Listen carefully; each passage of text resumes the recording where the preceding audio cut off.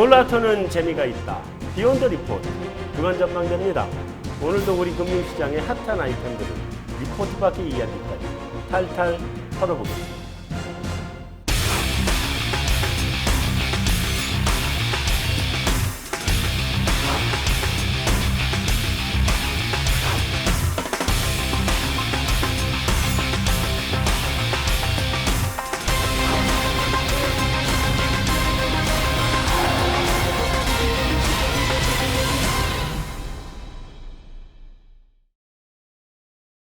오늘은 좀 색다르게 회의실에서 많이 색다르네요. 많이 색다르죠. 네.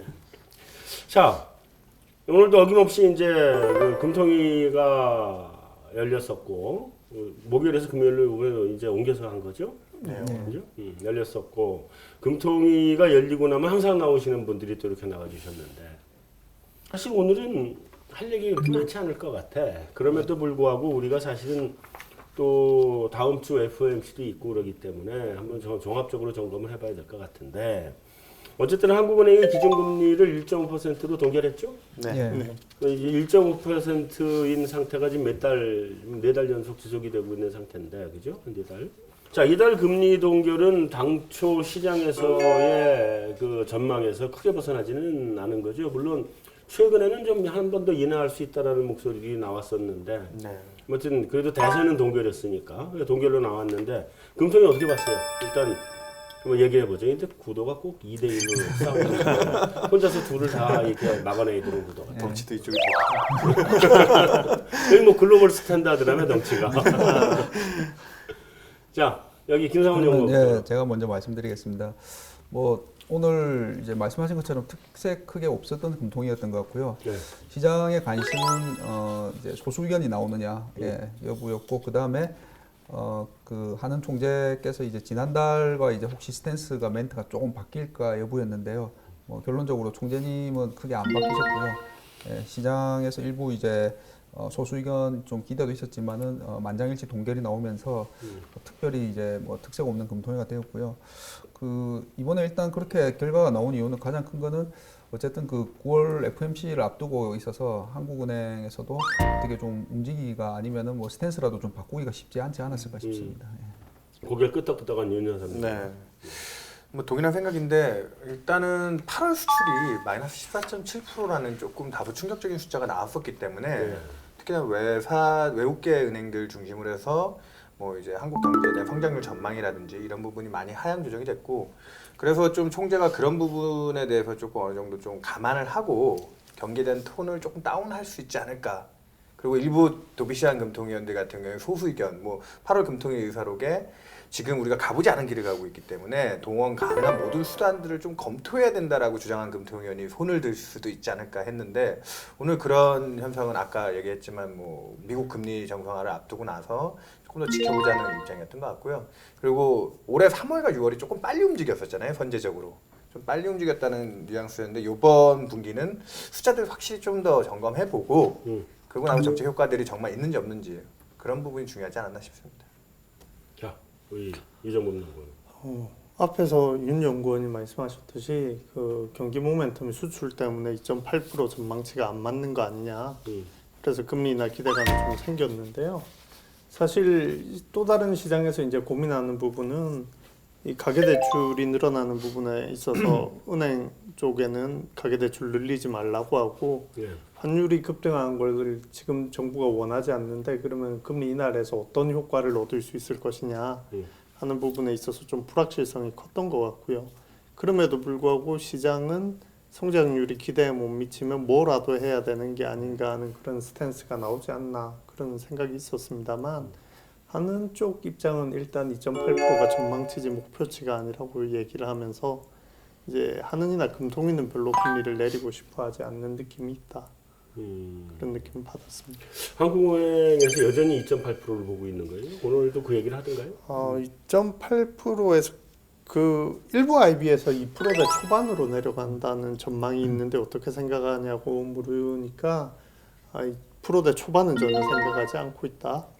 수출 전망은 과거보다 좀 낮아질 건데 경기는 이렇게 원만히 올라가는 스탠스는 유지될 걸로 본다. 이 정도 스탠스고요. 2.8은 안 보시는 것 같아요. 상반기가 전년 동기 대비로 몇 프로 나왔었죠, 우리?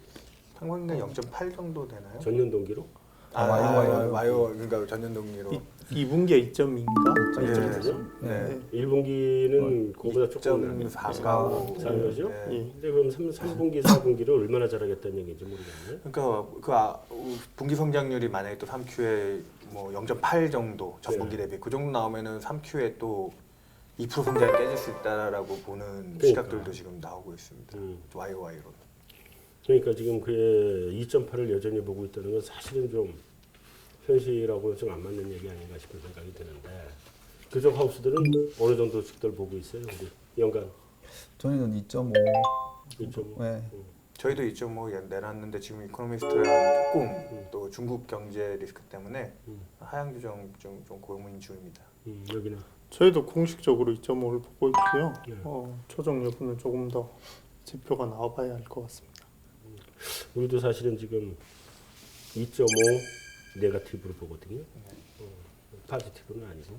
그러니까 더 떨어질 수 있다고 지금 보고는 있는데 2.5도 사실은 현재 상반기 성장률 가지고는 2.5도 만들어내려면 3분기, 4분기 정말 발바닥에 땀나야 되는데 그잖아요 지금. 하여튼 그러면 결론적으로 이주열 총재나 금통위에서 경기 여건보다는 지금 금융시장하고 외환시장의 안정성에 무게를 둔 금리 결정이었다. 이렇게 결론을 내도 맞겠죠? 뭐 그쪽도 중요한 변수로 얘기한 것 같습니다. 자, 이주열 총재 기자회견 내용을 좀 보면 다음 네. 주에 혹시라도 금리 인상을 하면 신흥국이 휘청휘청 할 텐데 이미 여러 군데가 휘청거리고 있는데 네. 거기에 비하면 한국은 자본 유출이 이렇게 빨리 일어나고 있는 게 아니다. 안정적이다. 이렇게 얘기를 하셨단 말이에요. 여러분들은 어떻게 생각하세요? 최근에 신흥국을 크게 두 분류로 나누면요. 원자재 관련 신흥국하고 중국 관련 신흥국으로 나눌 수 있을 것 같습니다. 그렇죠. 그냥 저희의 분류로는. 근데 원자재 관련 신흥국들이 먼저 이제 안 좋아지고 매를 먼저 맞고 있고요. 그다음에 최근에 보면은 중국 관련 신흥국들도 중국이 이제 우려가 커지면서 안 좋아지고 있는데 한 가지 다른 모습은 중국 관련 신흥국이 대표적인 게 이제 뭐 대만이나 우리나라, 그러니까 외국인들이 봤을 때 중국 익스포저가 큰 나라들이 아시아권 그 예전에 이제 신흥국 중에서 상위에 있던 나라죠. 뭐 대만, 한국, 싱가포르 뭐 이런 그나마 좀 낫다는 나라들인데 그 나라들의 특징이 보면은 금리가 내려가고 있거든요. 보면은요. 예. 우리는 거의 지난주에 국고 3년은 사상 최저치 기록했고요. 보면은.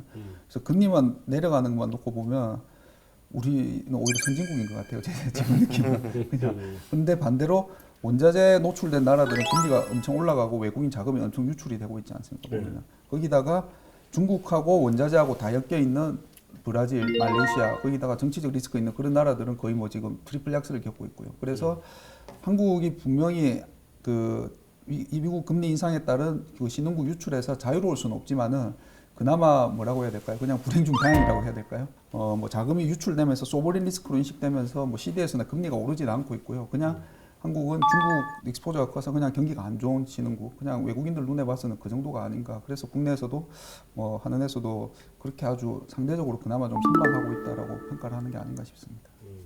근데 외국인들이 우리나라에서 지금 주식 채권을 엄청나게 팔고 있다며요. 네, 굉장히 많이 뭐 주식도 지난 한 달, 그러니까 뭐 한 달여 만에 7조 5천억?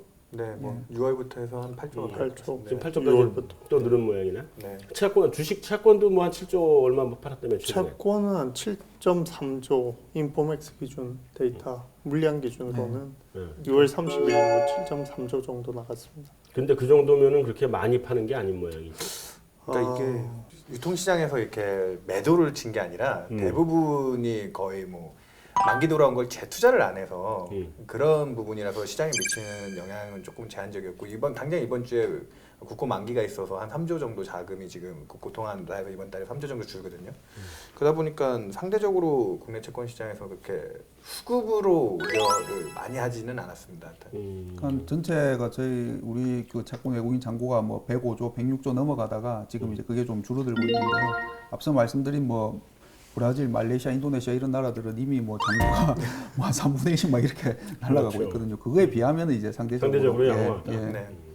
저도 약간 걱정이 되는 부분은 먼저 이제 말씀들 하셨지만 사실 이번 달에 이제 18.7조 정도 국고채 만기가 돌아와서 수급이 좋았던 건지 외국인 채권 매도 규모가 사실 큰 영향을 못 미쳤고요. 근데 이제 금액 자체만 보면 테이퍼 텐트럼 때 한 10조쯤 나갔는데 맞습니다. 지금 미국이 금리 인상을 하기도 전에 7조쯤 나간 게 적게 나갔다고 얘기하기는 좀 고민이 되는 숫자다. 그렇다고 하는 총재가 많이 나간 것 같다라고 말씀하시기도 부적절하지만 하는 존재가 그렇게 말은 못하겠죠. 적게 나가지는 않았습니다. 상대적으로 적게 나갔다. 상대적으로 적은데 실제는 적은 건 아니다. 근데 만약에 예. 다음 주에 금리 인상을 실제로 단행을 하면 네. 그럼 또 나가나요? 근데 이게 8월 그러니까 10월에 한 3조 5천억 좀 더 만기하더라고요. 11월에 2조. 그다음에 이제 12월에 8조가 넘게 외국인 만기가 돌아옵니다. 이제 그게 나가면은 상당 부분 나가면 타격이 될 수는 있죠. 그러니까 이게 계속 더 나갈 수는 있다. 재투자가 이제 안 되는 부분인데 그 부분에 이제 제일 중요하게 봐야 되는 게 지금 우리나라에서도 자금 이탈, 신흥국에서 자본 이탈이 사실은 외환시장 변동성이 저는 개인적으로 좀 중요하다고 보거든요. 지금 전 세계적으로 특히나 이머징 중심으로 환율이 달러가 지금 솔직히 작년에 20% 결산되고 나서 올해 들어와서 생각보다 달러가 그렇게 많이 강하게는 안 갔습니다. 그냥 지금 미국 첫 금리 인상에 대한 그 불확실성 때문에 오히려 그래서 일부 신흥국의 중앙은행 총재들이나 아니면은 뭐 재무장관들은 빨리 미국이 금리를 올렸으면 좋겠다. 차라리. 그러면 그 불확실성이라도 제거하고 나면은 달러가 더 강해지지만 않으면 이머징 국가들은 조금 안정화될 수 있지 않느냐. 뭐 이런 얘기들도 있기 때문에 저희는 지금 보는 게 9월 FOMC 이후에 연준이 금리를 인상해서 첫 인상 시점을 뭐 몫을 받고 그 다음에 신중론으로 가서 통제를 하던 아니면 인상을 못해서 이제 역으로 그러면 달러가 얼마나 또 약해질지 모르겠지만 그런 식으로 흘러버리면 그러면은 우리나라에서도 지금 뭐 외국인들이 재투자를 조금 꺼리고는 있지만 한 변동성만 잡히면 한국은 당장 그렇게 뭐 위협적으로 줄여야 될 나라일 거냐 저는 뭐 좀 그런 쪽에 무게를 둡니다. 저는 약간 고민이 되는 부분이 외국인이 한국 채권을 이제 2009년 이후로 한 65조 정도를 샀었는데 매달 10조 이상 이제 보유액을 순증을 시켰었거든요. QE1, QE2, QE3 하는 동안. 그러면 그러면 금리 인상을 제로에서 올리고 다시 QE1, QE2, QE3를 되돌린다고 생각하면 그 중에 일부 자금은 나간다고 생각을 해야 되는 게 아닌가라고 생각을 하고요. 그게 이제 3분의 1이 나간다고 생각하면 20조쯤인 거죠. 그렇게 생각할 때 외국인의 한국 채권을 2009년 1월부터 올해 6월까지 원달러 환율 평균을 보면 1135원밖에 안 됩니다. 네. 이미 이제 1185원이기 때문에 외국인이 한국 채권 산 것보다 평균 매수 단가보다는 환율이 올라와 있는 상태라고 보시면 될 것 같고요. 환차손이네. 그러면. 그렇죠. 환을 안 닫았으면 환차손이 날 겁니다. 그러니까. 그랬으면 그게 시급했으면은 빨리 털었어야 되는데. 뭐 닫아놨겠죠. 안 닫을 수는 없지. 근데 어쨌든 간에 이 외국인 자금이 이렇게 막 계속 어쨌든 나가고 있는 거 아니에요 지금, 그죠? 실제로 나가요? 아니면 그냥 팔기만 하고 돈을 보유하고 있는 거예요?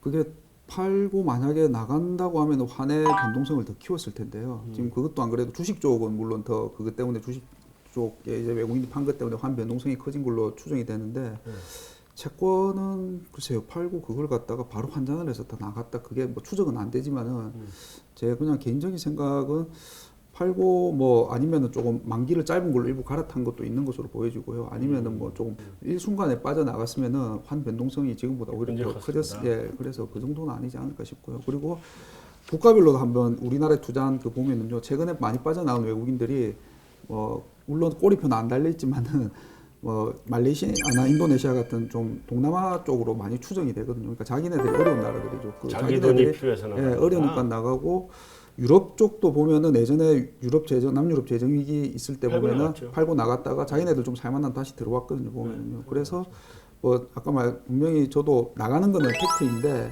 조금 상대적으로 그래도 조금 좀 선방하지 않을까 싶습니다. 한 가지 걱정은 아까 그랬잖아요. 김동현 연구원이 신흥국을 두 가지로 나누면 중국 신흥국이 있고 원자재 신흥국이 있다. 근데 원자재 신흥국도 사실 다 중국에 매여 있는 거긴 하지만 우리가 중국 신흥국이라고 놓고 보면 제가 이제 외국인들이 그러면 우리나라를 보는 관점이 우리나라가 더 이상 그 성장 모멘텀을 갖고 갈 수 있겠느냐라고 하는 데 대해서 그 의문을 가질 거고 만약에 그 의문이 그 사람들이 확고하게 갖게 된다 그러면 이제 셀코리아가 나거든.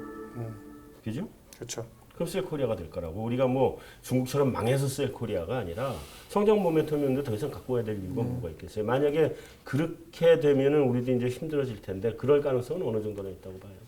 그래서 이제 결론적으로는 중국이 어떻게 되느냐일 텐데요. 뭐 저희도 하반기에 중국이 하드랜딩 할 가능성은 그렇게 많지 않은 것으로 보여집니다. 근데 뭐 숫자 논란은 중국은 항상 있지만은 저는 개인적으로는 뭐 중국이 부양책을 쓰고 하반기에 괜찮아질 거다라는 뷰도 있지만은 중국에 대한 눈높이는 확실히 한 단계 내려야 되지 않나 싶거든요. 보면. 그리고 그걸 내리면은 말씀하신 것처럼 우리는 아무리 아니다라고 해도 해외에서 봤을 때 저기는 중국과 가장 많이 엮여 있는 나라고 그러면 예, 그 따라서 캐치선이 계속 예, 붙지 않을까 싶습니다. 그럼 어쨌든 중국의 종속 변수로 우리는 네. 붙어 있을 거다. 네. 오늘 채권 시장 어땠어요?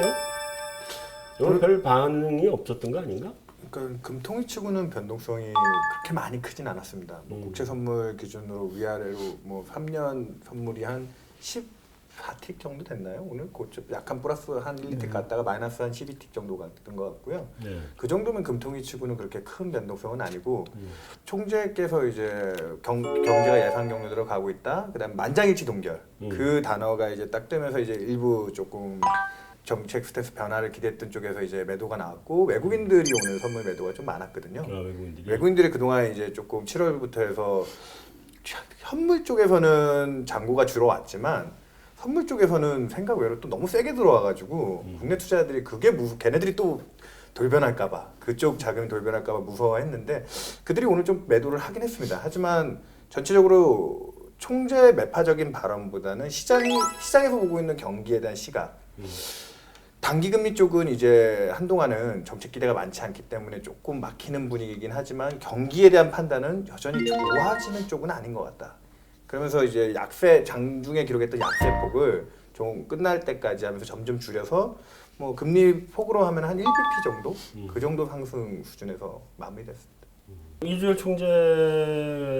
총재께서 현재 금리 레벨이 우리 경제 상황에 적정한가 하는 질문에 대해서 경제 활동을 뒷받침할 수 있는 완화적인 수준이다. 이렇게 답을 하셨잖아요. 그렇죠. 네. 맞아요? 일단 뭐 우리 돌직구 날리는 거 좋아해서. 일단 그 부분에 있어서 고민이요. 우리나라 GDP에 더 잘 아시겠지만 수출이 차지하는 비중이 50%를 넘는 상황에서 그 총수요가 사라진 거를 현재 금리 수준으로 내수가 부양해서 다 메꿀 수 있냐. 그렇게 말씀하시면 이제 부족한 수준일 수가 있다. 이제 경상수지 흑자가 이제 저축률과 투자율 사이의 갭이라고 보면 그러면 1,000억 달러 경상흑자가 나는 게 균형금리냐 뭐 이런 의견은 있을 수 있고요.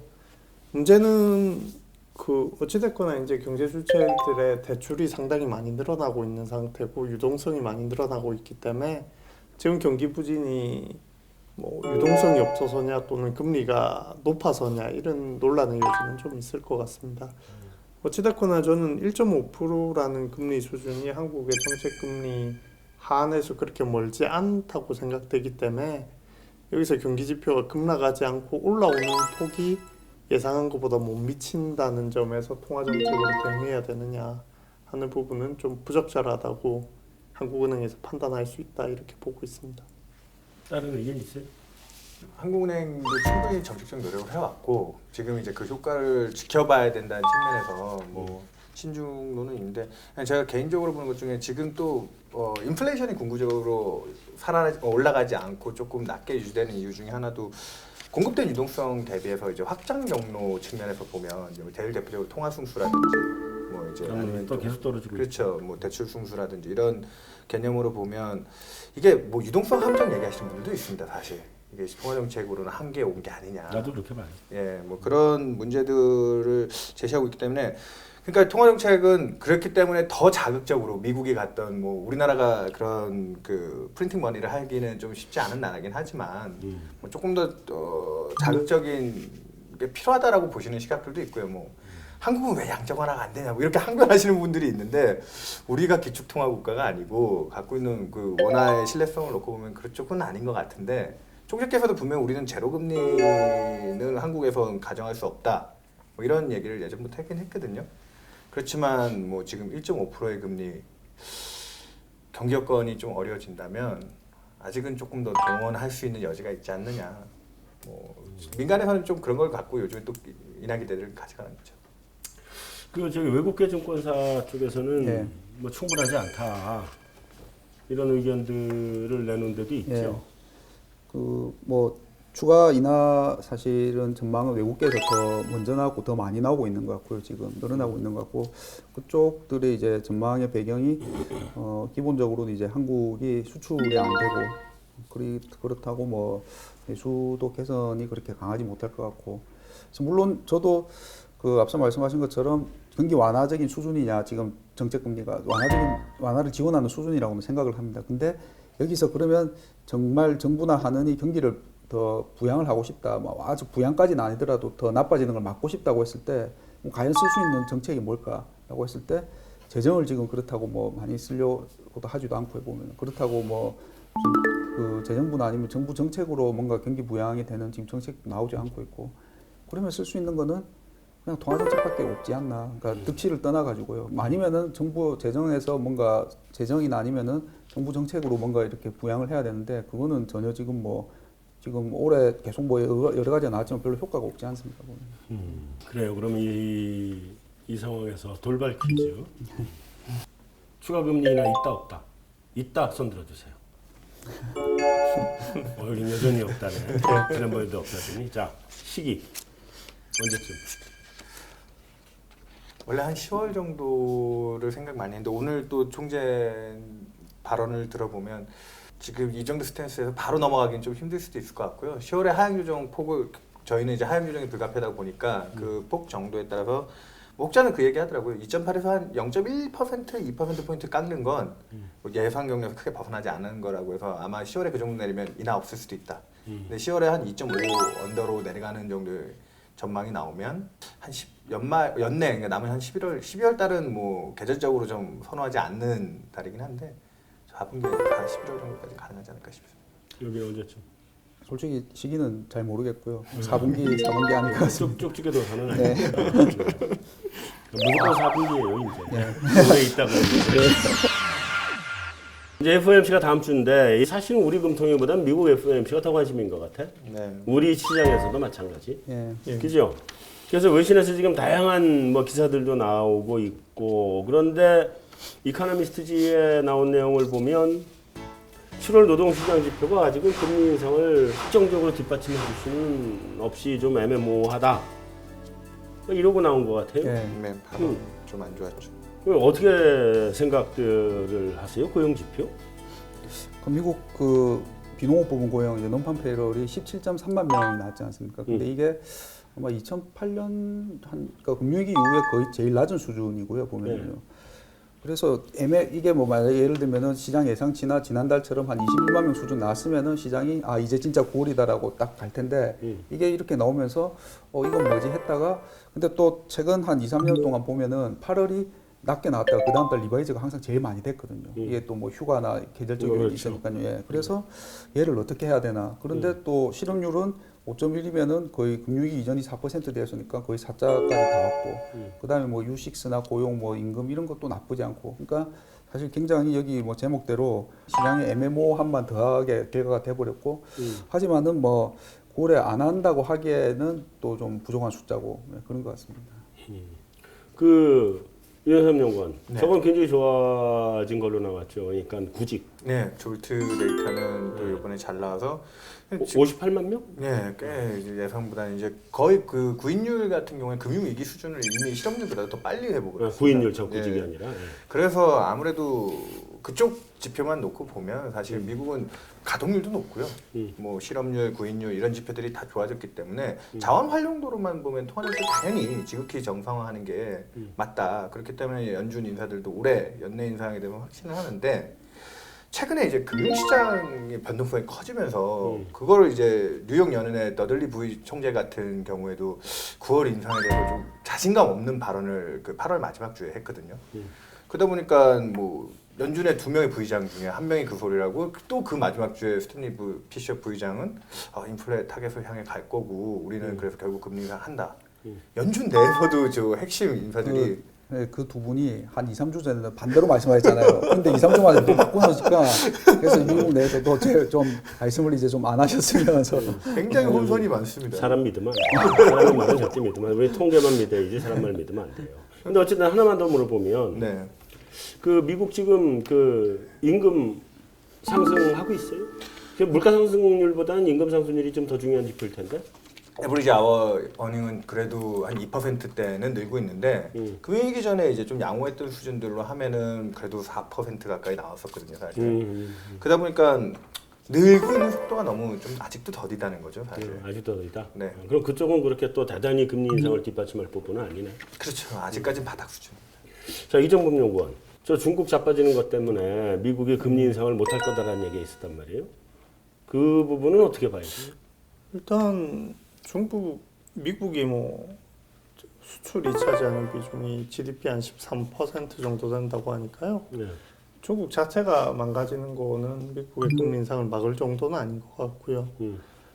중국 경기 외에 중국과 파생된 아까 말한 중국 연관된 중국 국가와 자원 국가들이 모두 망가지면서 미국 경제에게도 돌아오는 부메랑 효과가 크냐 안 크냐는 부분에 의해서 결정이 될 것 같습니다.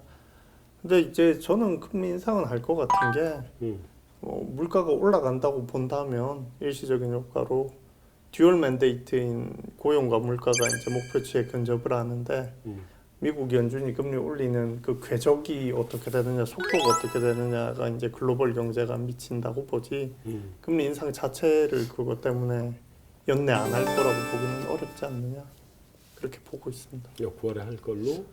저는 9월에 하는 게 편하다고 보는 게요. 먼저 말씀하신 걸로 대응하기도 편하고요. 12월은 뭐 여러 가지 시장 주장은 12월은 항상 유동성이 부족한 그 크리스마스를 앞두고 꼭 그 짓을 해야겠냐 뭐 이런 생각이 들고요. 그리고 경기 지표가 GDP가 2분기가 3.7% 나왔을 때 못하면 미국이 금리 인상 안 한다고 중국 경제가 갑자기 좋게 나올 리도 없고 더 나아질 지표가 뭐가 있냐라는 생각이 드니까 9월에 하는 게 저희도 편하고 연준도 편하고 그렇지 않을까라고 생각합니다. 이게 본인의 희망사항을 얘기하지만 연준 위원들이 어떻게 생각할 거냐 이거를 얘기해요. 어쨌든 자 우리가 정말 그 지금은 이 연준이 그 금융시장이 이제 출렁거리고 이렇게 막 요동을 치면 그걸 안정시키는 역할을 해야 되는 데인데 지금은 이 연준이 이제 불확실성의 공급자 역할을 하고 있는 것 같단 말이에요. 그죠? 이번에 어쨌든 9월달에 금리 인상을 하거나 안 하거나 뭐 이렇게 될 텐데 금리 인상을 하면 더없이 난 오히려 시장이 금리 인상을 딱 단행을 하면 그 소문에 사서 뉴스에 팔아라는 것처럼 이미 시장이 굉장히 빠르게 안정 국면으로 들어가지 않을까 싶은 생각은 들거든. 할 경우와 안 할 경우는 어떻게 되겠어요? 하게 되면 어떻고 안 하면 어떻다.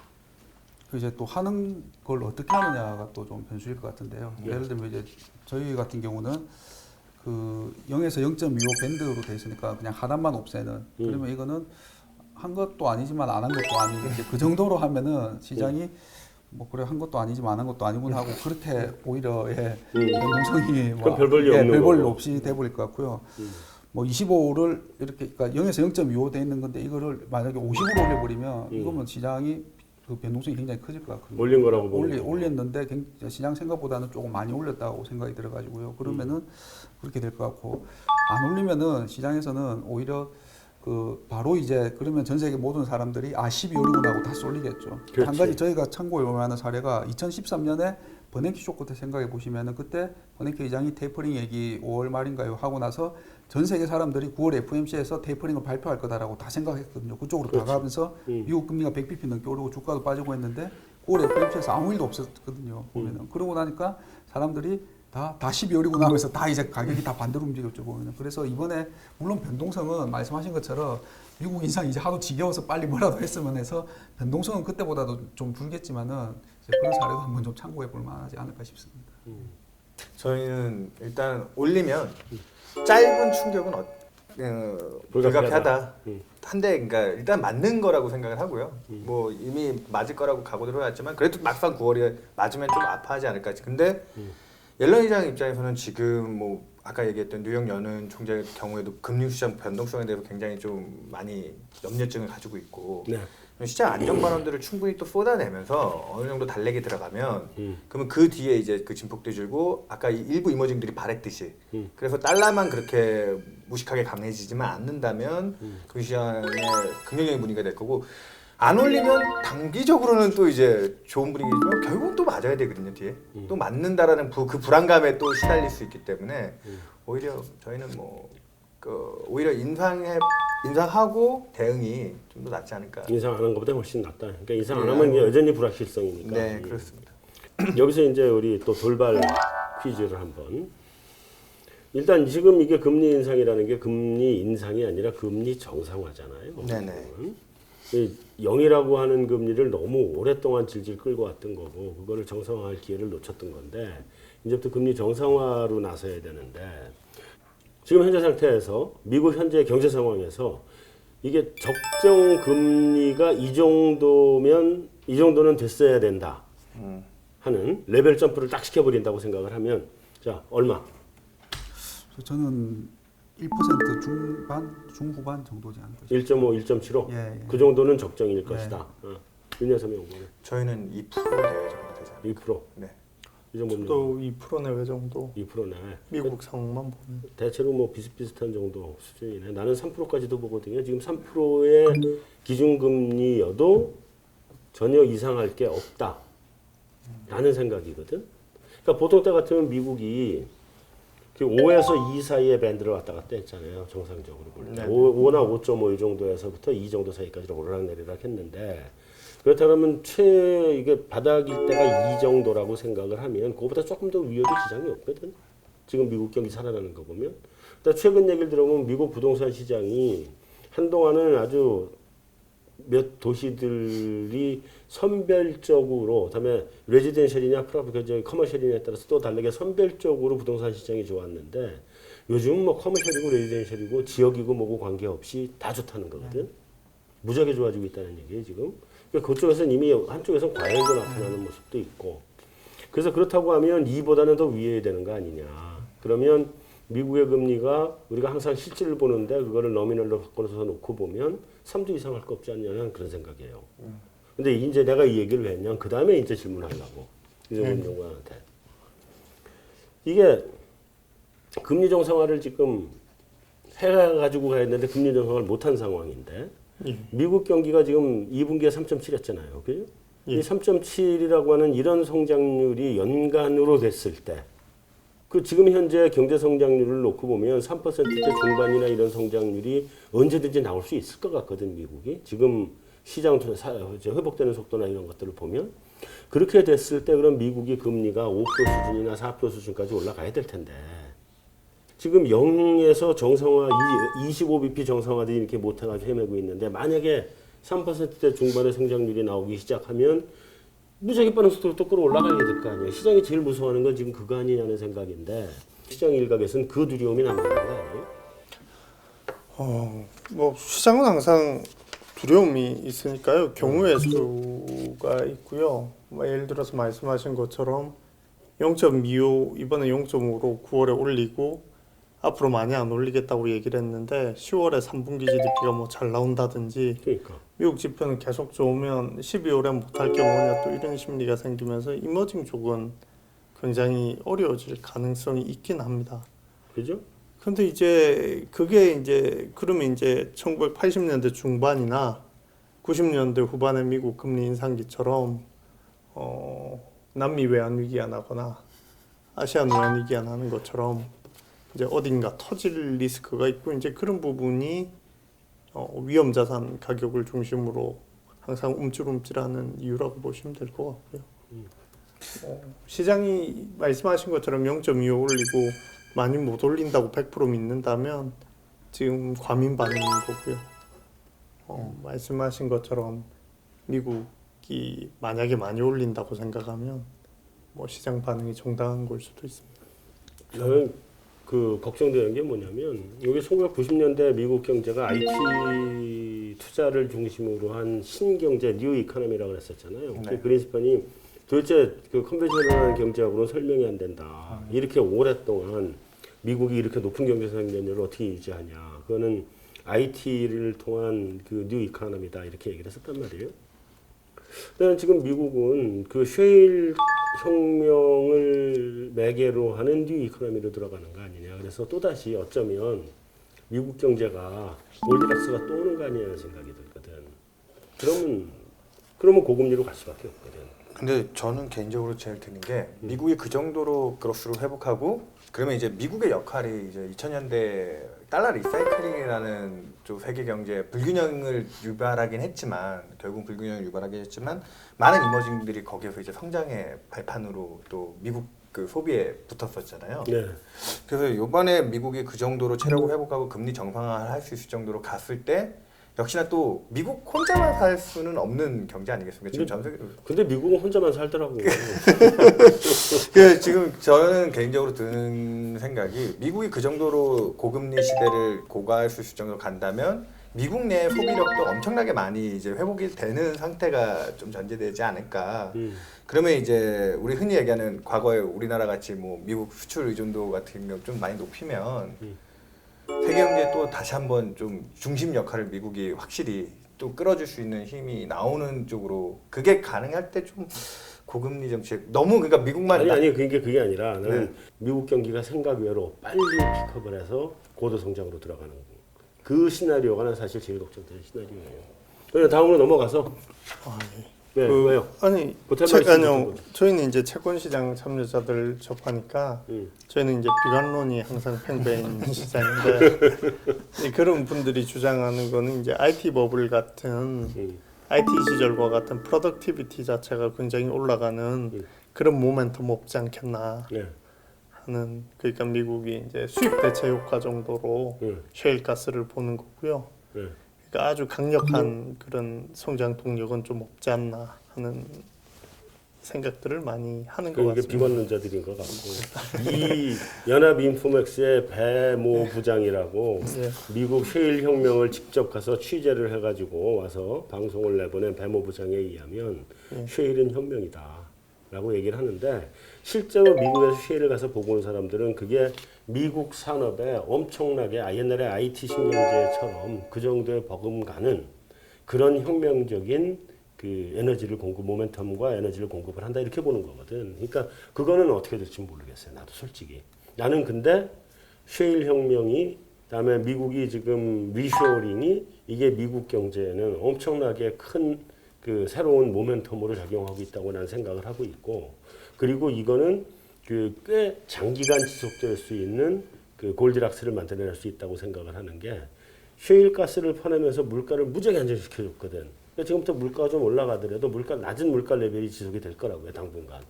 꽤 오랜 기간 지속이 되는데 그런 낮은 물가 레벨에서 경제 성장이 나오기 시작을 하면 그러면 5년, 10년간은 성장도 나올 수 있거든. 만약에 그런 국면으로 미국이 들어가면 그 순간에는 미국은 다른 나라 안 보거든요. 다른 나라 미국 보는 거 같아서 지금 일단 내 발등에 불인데. 그러니까 그렇게 될 가능성이 있어서 미국만 좋은 세상이네요. 예? 미국만 좋은 세상이네요. 그렇지 미국만 좋죠. 원래는 뭐 지금 이미 지금 그런 것 같아요. 그다음에 이제 글로벌 채권 시장을 잠깐 우리 살펴보고 우리 이거 안 살펴보면 이제 야단 맞아요. 그래서 글로벌 채권 시장까지 시간을 좀 집어넣어서 이제 봐야 되는데 22에 우리의 저기 잔다르크 같은 드라기 총재 슈퍼마리오. 네, 슈퍼마리오. 이분 뭐 또 한마디 언급을 했대. 네? 양적완화 또 할 수 있다. 가능성 어떻게 보세요? 22하고 22도 지금 좀 다시 이제 잠잠하다가 떠오르는 것 같고요. 그 다음에 BOJ도 또 더 할 수 있냐 아니냐 여부가 이제 또 나오고. 10월에 뭐 얘기가 있는데요. 일단 개인적으로는 그 여기들도 연준을 살피고 있는 것 같거든요. 예를 들어서 연준이 9월에 자기들이 생각하는 것과 다른 액션에 나와서 시장이 다르게 가면은 그러면 자기들도 추가로 더 하든지 안 하든지 그걸 좀 보고 하겠다인데 일단은 연준이 뭐 어떻게 액션을 하면 자기들도 거기 대응하겠다라는 지금 약간 뉘앙스이긴 한 것 같습니다. 그러면 22도 종속 변수다. 네. 그 글로벌 금융 시장 굉장히 불안하고 그러다 보니까 지금 돈이 다 달러로 모이는 거죠. 네. 그 안전자산 선언은 당분간 계속 더 갈 거고. 그러니까 말씀하신 것처럼 지난달에 미국 재금리가 한 7월쯤에는 한 2.4에서요. 예. 금리 인상한다는 뉴스가 나올 때마다 주가가 떨어지면서 안전자산 선호 현상으로 막 강해져서 장중에 1.91을 찍었다가 2로 마무리되고 어제 2.2 정도로 올라와 있습니다만 그 와중에 그 뉴스 보면 중국이 뭐 시장에서 한 2천억 달러를 팔았다는데 그걸 미국 자본시장에서 다 소화했으니까요. 안전자산 선호 현상이 극강이었다고 볼 수가 있습니다. 우리 지금 국고채는 어떻게 돼요? 우리나라 국고채는 그게 금리가? 이제 2.2로요. 네. 오늘 2.235인가로 마무리했을까요? 그럼 뒤집어졌나? 아니요, 1bp 높습니다. 그 미국이? 한국이 한국이? 1bp가 높고요. 네. 네. 시장의 속성이라는 게 한번 가보려 하니까요. 역전 충분히 시도할 것 같기도 합니다. 그러면 왜 우리 국채를 가지고 있어야 되지? 그 부분이요. 저도 미스터리인데 왜냐하면 말씀하신 것처럼 중국이 외환 보유액이 계속 주니까 미국 채를 작년 봄 대비해서 한 3천억 달러 이상 매도한 것 같거든요.